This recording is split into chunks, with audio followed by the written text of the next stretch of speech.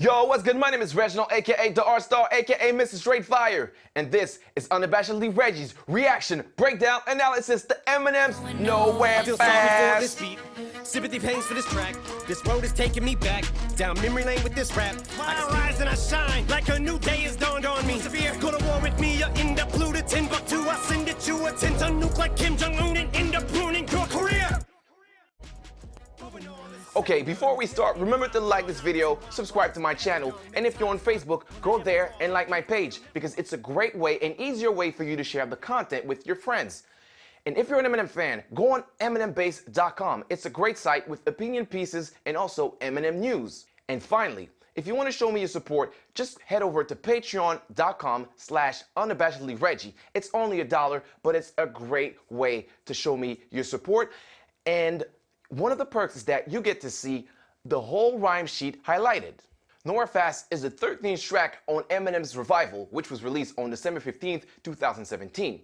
It features a hook from American Army singer Kehlani and was produced by Rock Mafia and Hit Boy. I think the song gets a lot of hate because of the hook and the production. The production with those big strings is what some are calling pop stadium music in a negative way, but that was the purpose of it. Because DJ Who Kid, who's a good friend of Eminem and a host of Shade 45, Eminem's radio station, said that Eminem now makes songs by keeping in mind performing them live in big arenas. And I think that song will be amazing when performed live because it has this grandiose vibe to it.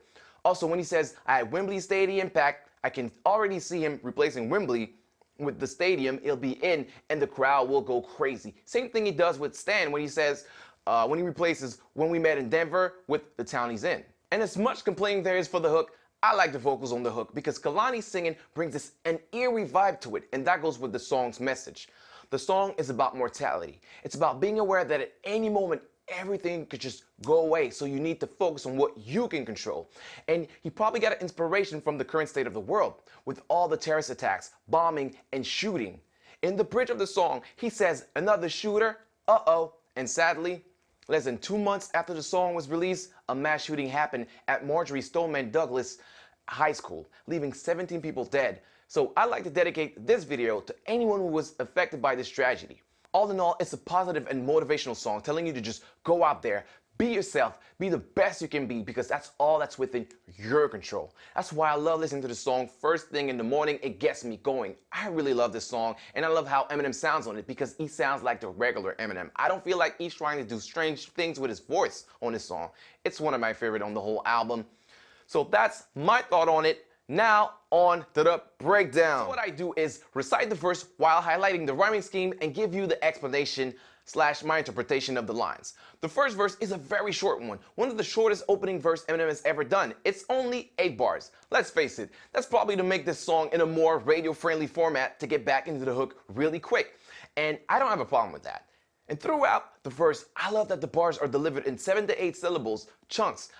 Although the end rhyme is around the act-as sound, there are 2 different rhyming patterns. One for the first 4 bars around sounds like taken aback, and the other one as the air sounds in it like terrorist attacks. Let's check it out.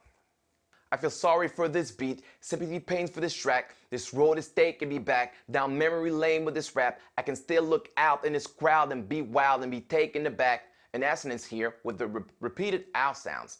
I'm simply stating the fact I had Wembley Stadium packed. First, you have this nice 4-syllable rhymes with sympathy pains and memory lane. But then you have 3 perfect 6-syllable rhymes with and be taken aback, simply stating a fact, and Wembley Stadium packed.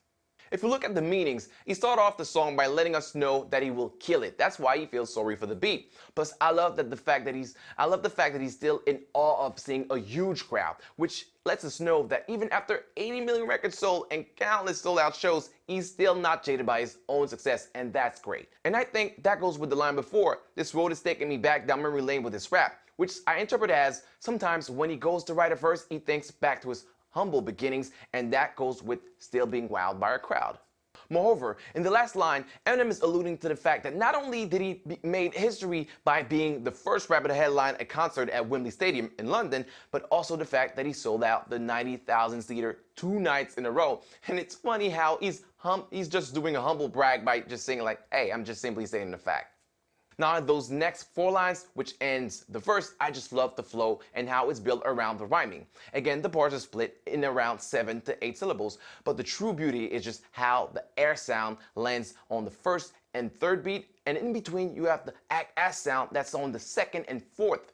And the second and fourth beat in rap is usually where the snare lands. So he purposely chose a sound that goes with a snare, you know, boom, boom, bap. So those axe sounds blends perfectly with the snare, and sonically, that's great.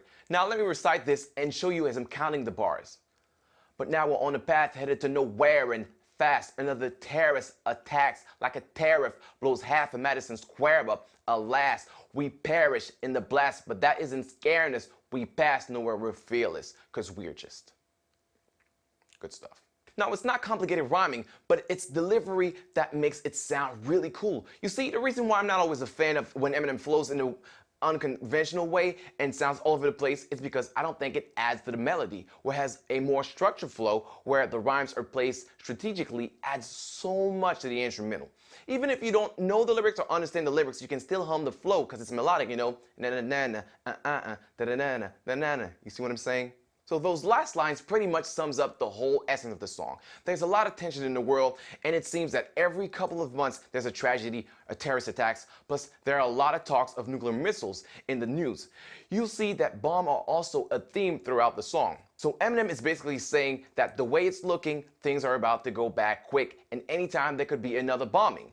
Here, Madison Square is the famous New York arena, Madison Square Garden. But no matter what, you can't be afraid of what you can't control. You have to go on and be fearless. Also, a tariff is a price, a charge, or a schedule of duties imposed, which means that Slim is either saying that those terrorist attacks are the US paying for something bad they did, or he's saying that they happen so frequently that it's as if they're on a schedule. Therefore, we almost expect them to happen. That's some serious food for thought. See how long it takes to digest. Now let me know in the comments if you get that reference. Moving on. As you saw, the first verse was very short and very simple. But the last verse, that's where you get to see the brilliance of this song, writing with a lot of wordplays and double entendres. And when it comes to the rhyming scheme, you'll see that he only stays on the same rhyme scheme for 2 bars for most of that verse.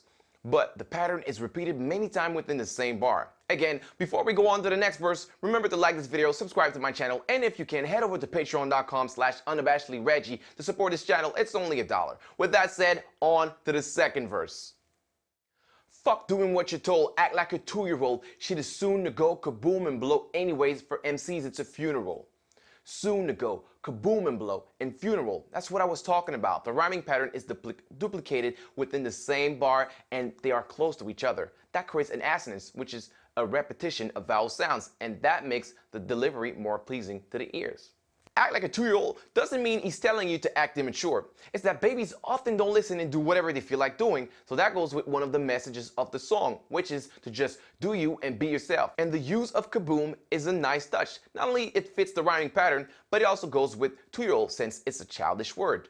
When I'm devising this rhyme, cause I'm awake in your morning, that's why I rise and I shine like a new day has dawned on me. Notice the alliteration with the D sound, day has dawned on me, as well as an essence with repeating the same sound, dawn, dawn. Also, you have a symmetrical rhyming with devise and rhyme with rise and shine, then waken, morning with day is on me. That part is one of 2 of my favorite moments in the whole song, because in those 2 lines, he does so many things. It has double entendres by using homophones, it covers one of the main themes of the song, and it also has a motivational tone to it. So hold on to your sombrero, because there's a lot to explain here. You have the theme of morning as in beginning of the day, and the main theme of the song, which is death and mortality, and he does it all at once. Funeral, of course, goes with death. Devising, which has 2 meanings. First, it means to invent or plan something that is difficult or complicated, and yes, writing rhymes like Eminem does is difficult. Secondly, devise also means to give something in a will, and a will is a document that states who will receive your belongings when you die, so devising continues the death theme. Then awake goes with both mourning and mortality because it's a homophone that hides a wake. A wake is a ceremony where people gather around a deceased person and it's held before a funeral. Mourning is another homophone because, well, mourning as in the beginning of the day, like I said, and as mourning the death of someone. Then after that, for the mourning theme, you have rise and shine, which is an expression meaning to get up and get out of bed. You have new day and dawn, which goes with rise and shine, because dawn is when the sun begins to appear, and that's the start of a new day. So I've broken it down part by part, but let's put it all together. When Eminem is writing, other MCs know that they'll be killed by his skills, and it could be the end for them. That's why they are mourning the death of their own career. And if we look at the mourning theme, Eminem feels a sense of new beginning. That's what dawn means. It also goes with the album's title, Revival. And it's a new day for him. He feels better than ever, something he says explicitly at the end of the verse. And personally, that line just motivates me. I listen to it in the morning, and it gives me that energy that let's go out there and kill it. Now, do you understand why I think that part is dope as gusto, guts, bravado, nuts, and plus I kick up dust and cuss a lot. I must have got you in somewhat of a debacle. Cause some stuff that's awful really don't mean nothing, although there's a lot of shit I said in jest that's tough to swallow. Alliteration here, some stuff that's awful. And if you notice, there's a reference to Eminem's show's Say What You Say song with kick up dust and cuss a lot when he said, I was born to brew up storms, stir up shit, kick up dust, cost till I slur up spit. Plus when he said in jest, I also thought of another part of that song. I joke when I say I'm the best in the booth, but a lot of truth is said in jest. Speaking of that line, there are other homophones here.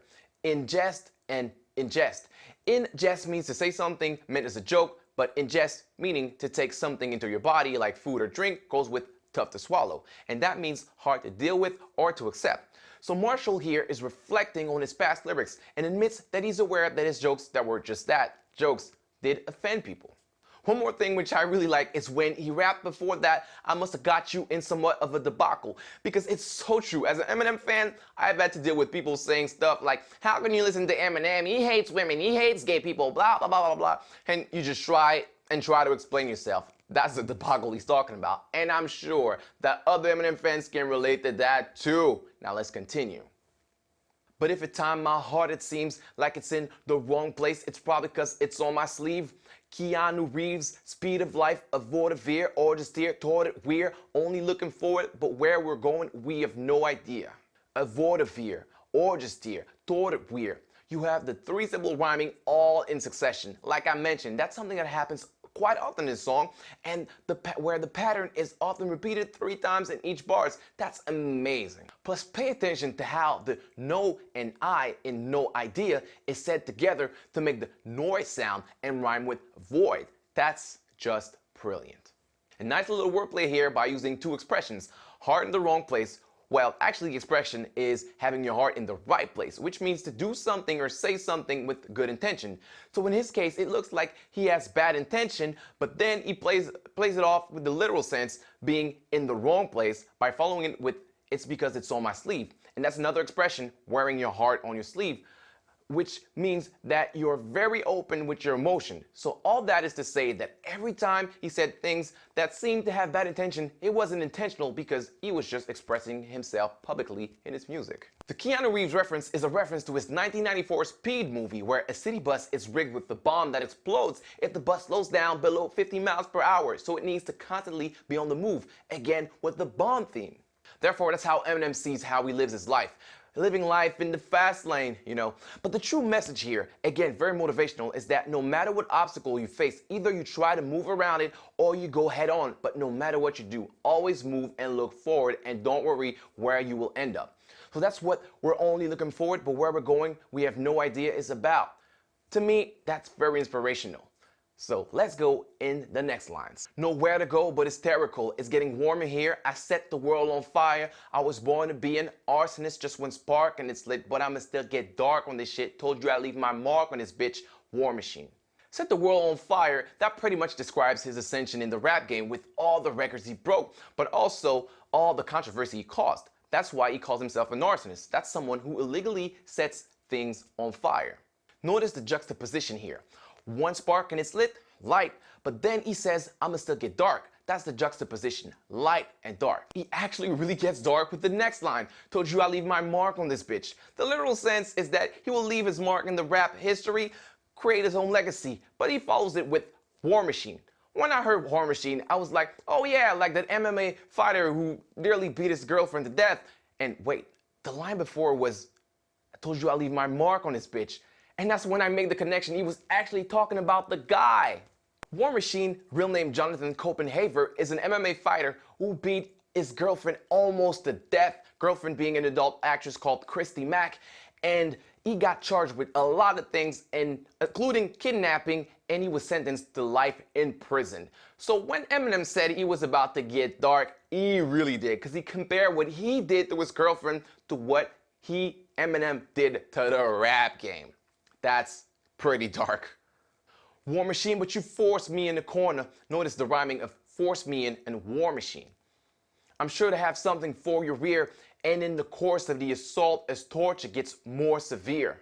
Other homophones here with your rear and your ear. In those lines, he's in battling mode, so we'll have something for your ass if you beef with him, but also something for our ears because he'll write dope music.